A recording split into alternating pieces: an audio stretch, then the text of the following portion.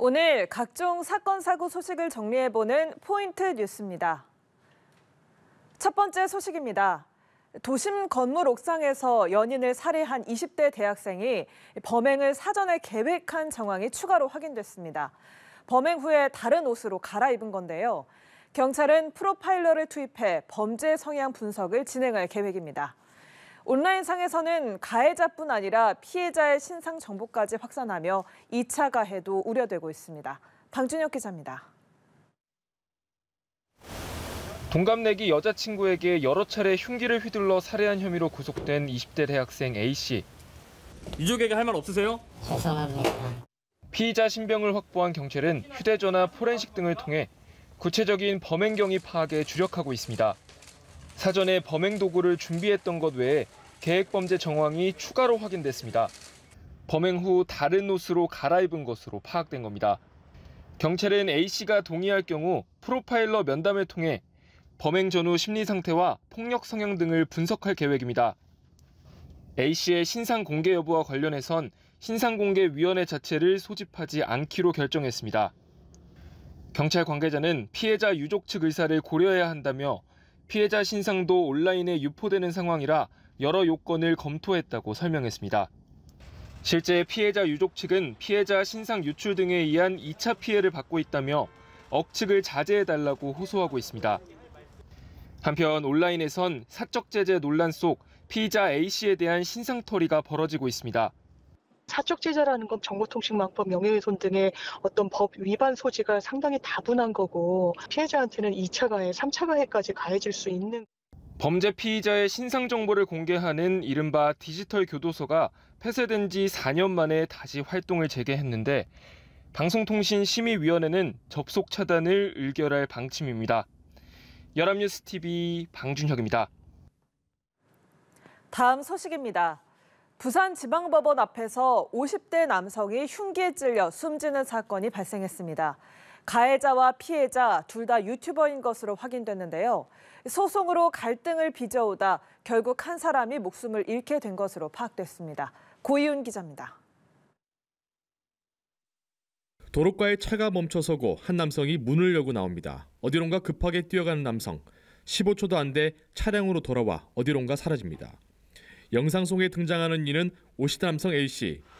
A씨는 그 짧은 시간 50대 남성 B씨에게 흉기를 휘두르고 도망친 혐의를 받습니다. 정도 되고 나와보니까 이제 이분이 패스트에서 엎어지고 다시 일어나가지고 중간부로 내려갔을 때도 심정지 상태로 발견된 B씨는 병원으로 옮겨졌지만 숨졌습니다.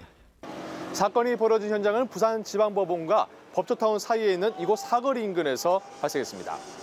도전 A씨는 사건 발생 1시간 40분 만에 경북 경주에서 검거됐습니다. A씨는 흉기를 미리 준비했고 차량은 렌터카였던 것으로 파악됐습니다.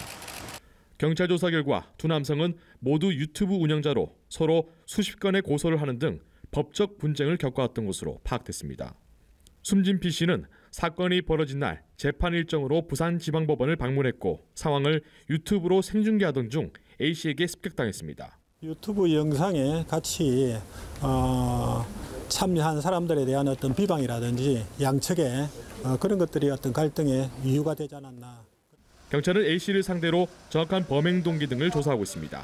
연합뉴스TV 고휴입니다. 마지막 소식입니다. 경남 고성의 한 조선소에서 작업 중이던 노동자 2명이 숨졌습니다. 100톤이 넘는 선박 구조물에 깔린 건데 경찰은 정확한 사고 원인을 조사하고 있습니다. 김영민 기자입니다. 대형 크레인에 선박 구조물이 걸려 있습니다. 구조물을 들어올려 아래에 깔린 작업자 2명을 구하기 위해서입니다. 소방대원들은 들 것을 준비하고 구조를 준비합니다.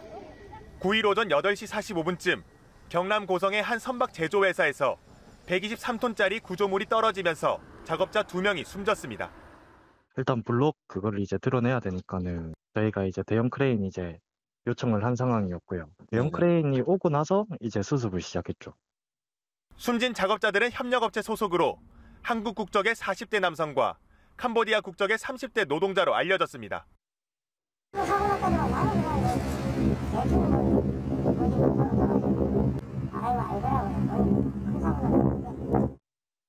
이들은 1.5m 높이에서 선박 구조물의 수평을 맞추는 작업을 하던 도중 사고를 당한 것으로 전해졌습니다.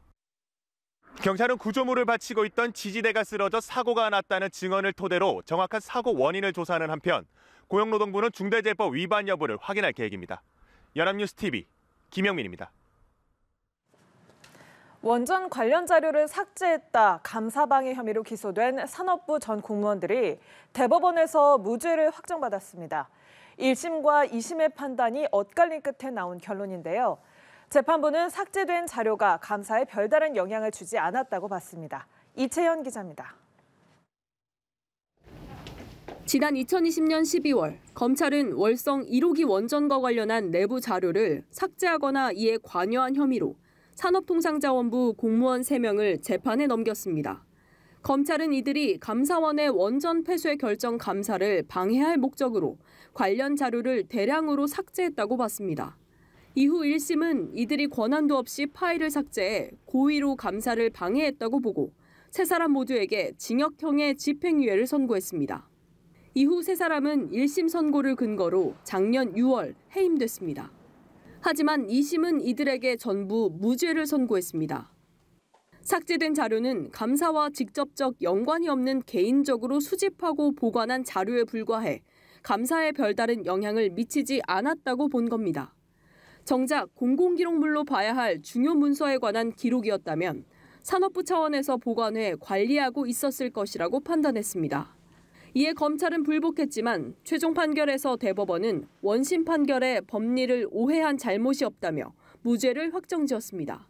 대법원 판결을 앞두고 항소심 무죄 판결을 파기해달라는 의견서를 냈던 감사원은 납득하긴 어렵지만 대법원의 판결을 존중한다고 밝혔습니다.